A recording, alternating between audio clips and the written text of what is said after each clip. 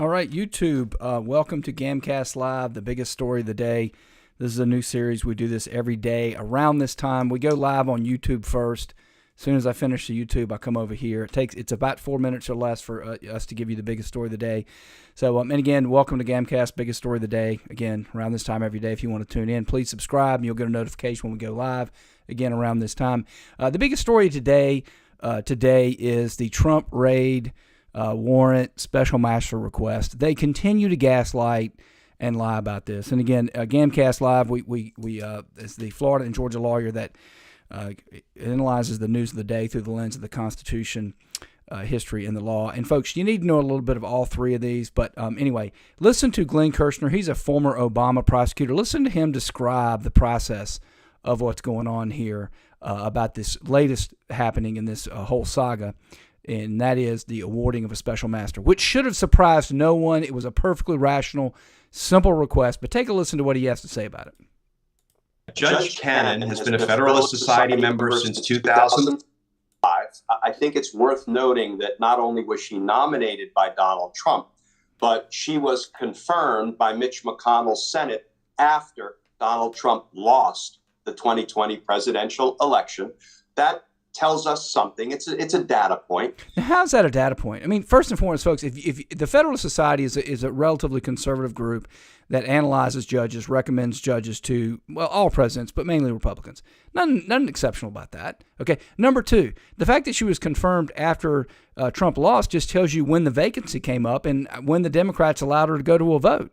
And again, remember, they told us, oh, this was terrible. You can't do this when the Scalia seat was held up. So now they want her held up. And there's no data point there. And again, what's he talking about that about? Because he has nothing real to talk about, so he has to fill the void running his mouth. Then he gets to his real point here that is, folks, as a 25-year practitioner, this is a flat-out lie. He knows better. And Donald Trump made the demand that she appoint a special master. And here's something I've never seen in my 30 years. Now, before he gets to something he's never seen in 40 years, I got to keep this under 4 minutes, so I got to do it in a hurry. But look, folks, I can tell you right now, anytime you get into a dispute about attorney-client privilege or executive privilege, as this case may be, or whether or not you were overbroad in the warrant, first word, two phrases are going to be out of any lawyer. I mean, just a baby out of law school will tell you this. In-camera review by the judge. Judge, you look at it and you decide. Part B, special master. Then recommend to the judge. Anybody would think this is an unexceptional request. No, nobody would have thought it. They've gaslighted and made it seem like it's a crazy request so he can say idiotic things like this. Take a listen. Prosecutor, Brian.